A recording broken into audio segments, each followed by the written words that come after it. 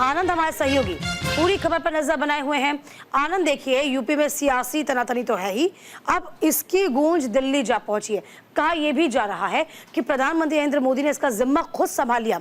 इसके अलावा तमाम कार्यकर्ताओं से मुलाकात भी की जाएगी। प्रधानमंत्री मोदी की तमाम कार्यकर्ताओं को उत्साहवर्धन भी करते नजर आएंगे। आनंद, दीपिका, ये जो दो चीजें आपने बताई वो अलग अलग हैं। एक, आज प्रधानमंत्री बीजेपी मुख्यालय पहुंचेंगे और लगभग 6 बजे के आसपास वो बीजेपी मुख्यालय पहुंचेंगे।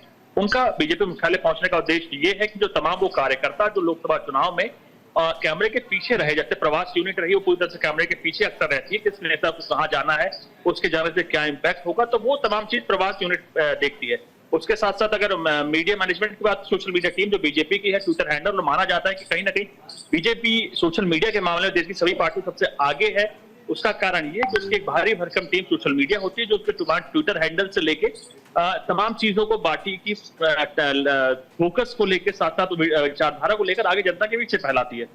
वो दो टीम और उसके साथ साथ वो कार्यकर्ता थे जो बीजेपी मुख्यालय में लगातार अलग अलग विभागों में काम करते रहे। लोकसभा चुनाव के दौरान उन्होंने कईयों ने लगभग 12 से 16 घंटे, 18 घंटे तक काम किया था, और जिसके बाद बीजेपी को लोकसभा में जीत मिली। आप कम या ज्यादा सीटों को लेकर बातचीत कर सकते हैं, लेकिन बीजेपी के खुद सर्वोच्च नेता प्रधानमंत्री नरेंद्र मोदी बीजेपी मुख्यालय पहुंचेंगे, जहां उन तमाम कार्यकर्ताओं से मिलेंगे और उनकी उस दौरान जो कार्यशैली रही, कैसे कैसे घर जाते थे, कैसे लोगों से खाने पीने से लेकर तमाम वो चीजें थी, कैसे दिनचर्या गुजरती थी, उससे बात करेंगे। उसके साथ साथ संबोधन भी देंगे। तो आज उन कार्यकर्ताओं के लिए बड़ा दिन है।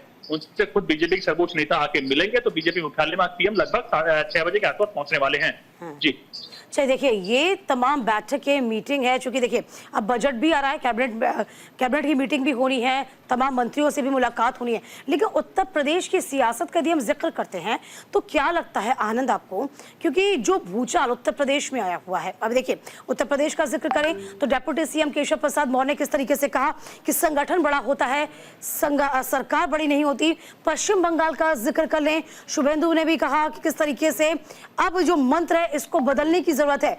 ये अंदरूनी कलह क्यों सामने आ रही है? यानी कि जो डिसिप्लिन के लिए, जो अनुशासन के लिए पार्टी पहचानी जाती थी, वो डिसिप्लिन आज नजर नहीं आ रहा। दीपिका, उत्तर प्रदेश की अगर बात की जाए तो उत्तर प्रदेश आप देखिए कि लोकसभा चुनाव में जैसा पार्टी ने सोचा था उस अनुसार उसने रिजल्ट नहीं दिया। लगभग बीजेपी जिस पर कयास लगाई जा रही थी वो 70 के आसपास सीटें बीजेपी मान रही थी कि उसमें जीतेंगी, लेकिन आपने देखा जो रिजल्ट रहा वो उसके विपरीत रहा। और इस वक्त अगर आप यूपी की सियासत देखें तो उत्तर प्रदेश में बीजेपी में 2 गुट है। एक योगी आदित्यनाथ का गुट है जो ब्यूरोक्रेसी के थ्रू सरकार चला रही है, और दूसरा गुट स्वामी प्रसाद मौर्य का है, जो उनके साथ AK शर्मा जो ऊर्जा मंत्री हैं समेत वो तमाम नेता हैं जो दिल्ली का प्रतिनिधित्व करते हैं, या कहीं दिल्ली की बातों को सुनते हैं, तो कहीं ना कहीं उसके अनुसार आगे बढ़ते हैं। तो 2 गुट हैं इस वक्त उत्तर प्रदेश में बीजेपी में, दोनों के बीच टकराव देखने को मिल रहा था, लगातार पहले से ही देखने को मिलता था। लेकिन कार्य समिति की बैठक में इस चीज स्पष्ट हो चुकी है कि जो चीजें पर्दा होती थी वो पर्दा हट चुका है। और जो उनका बयान था केशव प्रसाद मौर्य का कि संगठन पार्टी से बड़ा होता है, ये तमाम कार्यकर्ता भी मानते हैं कि संगठन पार्टी से बड़ा होता है, क्योंकि संगठन ही चुनाव लड़ता है और संगठन ही तमाम कार्यकर्ताओं की बुनियाद पर सरकार बनाता है। तो उस बयान को अगर आप देखें तो वो 2 गुट हैं जो आमने सामने खड़े हैं।